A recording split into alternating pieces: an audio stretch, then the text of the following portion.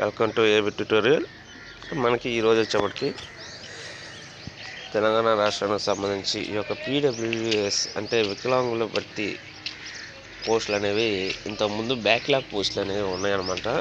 Previous నోటిఫికేషన్స్లో ఇచ్చి fill కానిటువంటి jobs ఏవైతే ఉన్నాయో వాళ్ళకి ఆ జాబ్స్ని మళ్ళీ రిక్రూట్ చేయడానికి వాడి పదం ఏంటంటే ఇది బ్యాక్లాగ్ అనమాట.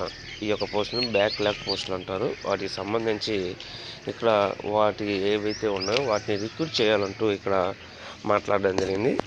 సో వికలాంగుల బ్యాక్లాగ్ పోస్టులు వెంటనే భర్తీ చేయాలని వికలాంగుల హక్కుల జాతీయ వేదిక డిమాండ్ అనేది చేయడం జరిగింది. సో హైదరాబాద్లో వీరు నిర్వహించినటువంటి సమావేశంలో ఇక్కడ ప్రధానంగా గ్రామీణ ప్రాంతాల్లో ఉన్నటువంటి జానపద కళాకారులు కానీ మిమిక్రీ ఆర్టిస్టులు, రైటర్స్, కవులు ఉన్నారని వివరించారు. వారిలో దాగున్న ప్రతిభను వెలికి తీసేందుకు ప్రతి ఏడాది వికలాంగుల సాంస్కృతిక ఉత్సవాలు నిర్వహిస్తున్నట్టు కూడా తెలిపారనమాట. సో అదేవిధంగా వీరికి ఉన్నటువంటి అవకాశాలు ఇంకా బ్యాక్లాగ్ పోస్టులను భర్తీ చేయాలి, నిరుద్యోగ వృత్తిని వెంటనే అమలు చేయాలని డిమాండ్ అనేది చేయడం జరిగింది.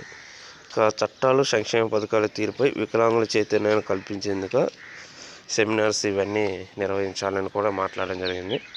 వికలాంగుల కమిషన్ ఏర్పాటు చేయాలంటే ఇక్కడ కూడా మాట్లాడడం జరిగిందనమాట.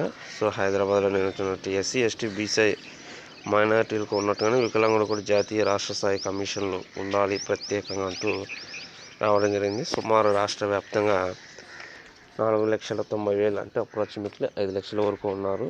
వీరికి గతంలో చెప్పినటువంటి నిరుద్యోగ వృత్తి కూడా అమలు చేయాలని ఇక్కడ మాట్లాడడం జరిగిందనమాట.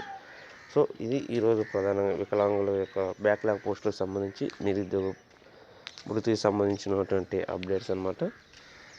సో ఇలాంటి మరిన్ని అప్డేట్స్ కోసం ఈ యొక్క ఛానల్ని లైక్ చేయండి, షేర్ చేయండి, సబ్స్క్రైబ్ చేయండి. Thank you.